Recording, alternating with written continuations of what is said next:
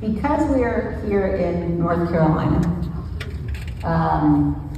I think it is crucially important for people to recognize not only is what I just said about the danger that Trump poses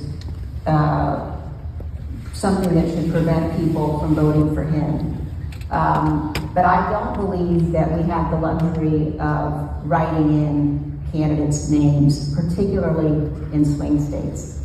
And as a conservative, as someone who believes in and cares about the Constitution, I have thought deeply about this, and because of the danger that Donald Trump poses, not only am I not voting for Donald Trump, but I will be voting for Kamala Harris.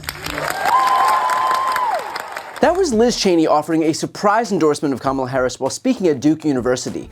So that we're clear though, this is Liz Cheney, one of the most conservative members of the House when she was serving. She voted against the infrastructure bill, against the Bipartisan Background Checks Act, against the DREAM Act, the Inflation Reduction Act, the Equality Act, the For the People Act, the American Rescue Plan, all of which is to say, this is not some liberal icon.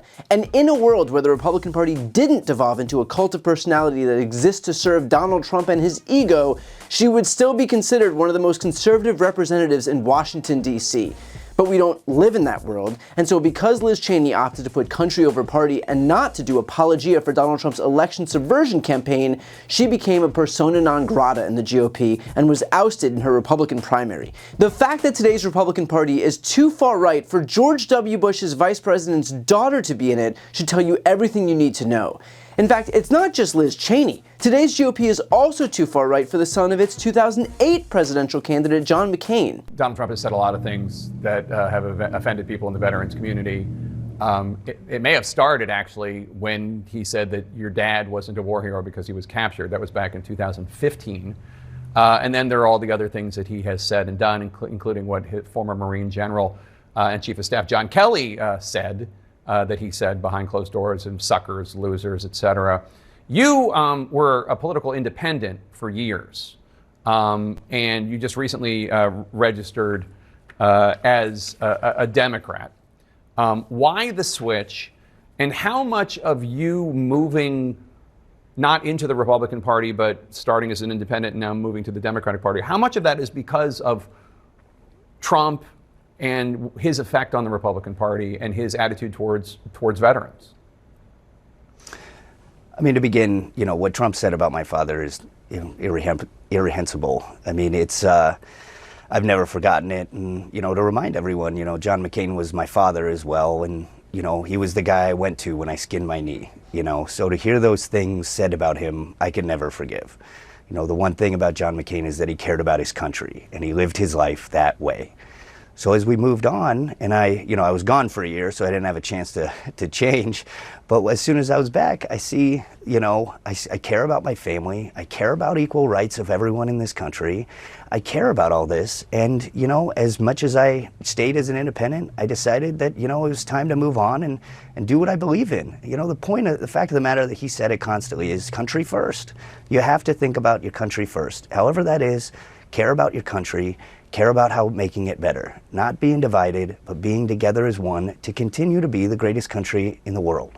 But I think one of the main points of switching over and coming over has been, like I said, I feel that Kamala Harris and Tim Walz embody a group of people that will help make this country better, that will take us forward. And that's really what matters at the end of the day is, voting with your heart, voting how you feel going forward. And that's how I feel. And too far right for the 2012 Republican nominee, Mitt Romney. Would you vote for Donald Trump over Joe Biden? No, okay. Absolutely not. I mean, for me, there are two factors in deciding who I want to have as the leader of my country and the person who is the example of the president for my kids and my grandkids. One is their position and policies. And on foreign policy, I'm not aligned with Donald Trump, at least as I understand his policy. On domestic policy, yeah, I align with many of his domestic policies. But there's another dimension besides policy, and that's character. And I think what America is as a nation, what has allowed us to be the most powerful nation on earth and the leader of the earth, is the character of the people who have been our leaders, past presidents, but also mothers, fathers, church leaders, university presidents, and so forth. Having a president who is so defaulted of character would have an enormous impact on the character of America. And for me, that's the primary consideration. And look, none of these people are liberal icons. Mitt Romney, the Republicans' own nominee before Donald Trump, is no leftist. The point is that the GOP under Donald Trump does not actually stand for any semblance of conservatism. I wrote in my new book, Shameless, that today's Republican Party has surrendered any claim to any of its historical branding. It is not the party of fiscal responsibility, of states' rights, of family values, of the Constitution, of law and order, of the military, of the police. That is just the thin veneer of conservatism that they use to cover for their actual priority, the consolidation of power for themselves. That's what they're interested in. That's where their energy goes. That's what their political strategy is predicated on. They will suppress votes if that means they can win elections. They'll deny the election result. They'll launch legal cases. They'll pass the rules like the one in Georgia to allow election deniers to undermine the vote totals. They'll block the certification. Hell, they will incite insurrections if they need to. The only remaining principle of today's GOP is that they will say or do anything to consolidate power for themselves. That is the legacy of Donald Trump and the rest of these Republican cowards who would rather kowtow to a criminal than dare speak up in support of the very Constitution they swear an oath to uphold. And look, I've waffled on the issue of what to do about Republicans who speak out against Donald Trump because, on one hand, I think it could be dangerous to breathlessly imbue any and all Republicans with a megaphone if they do what I think is the bare minimum in abandoning Donald Trump. And let's be honest, there is nothing that Democrats love more than heaping praise and attention onto former Republicans. But, on the other hand, the simple fact is that right now, beyond everything else, our job is to expand our coalition. It is welcoming people of different stripes and political persuasions into our tent because we cannot win with Democrats alone.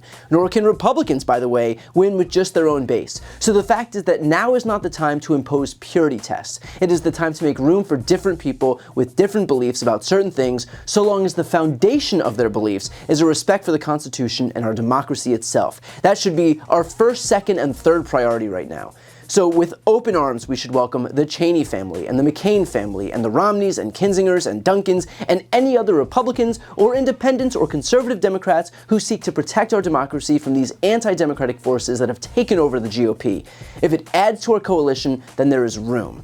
And finally, in terms of those Republicans who opt not to put country over party, this message from 2022 from Liz Cheney still rings as true today as it did then. I say this to my Republican colleagues who are defending the indefensible. There will come a day when Donald Trump is gone, but your dishonor will remain. Before you go, just a quick note, if you'd like to see more of my content, which is always free of advertising, sponsorships, and paywalls, please make sure to subscribe to this channel using the subscribe button right here on the screen. And if you'd like to support my work even further, you can grab a copy of my instant #1 New York Times selling book, Shameless, available for sale right now. That link is also on the screen. Thanks so much for watching.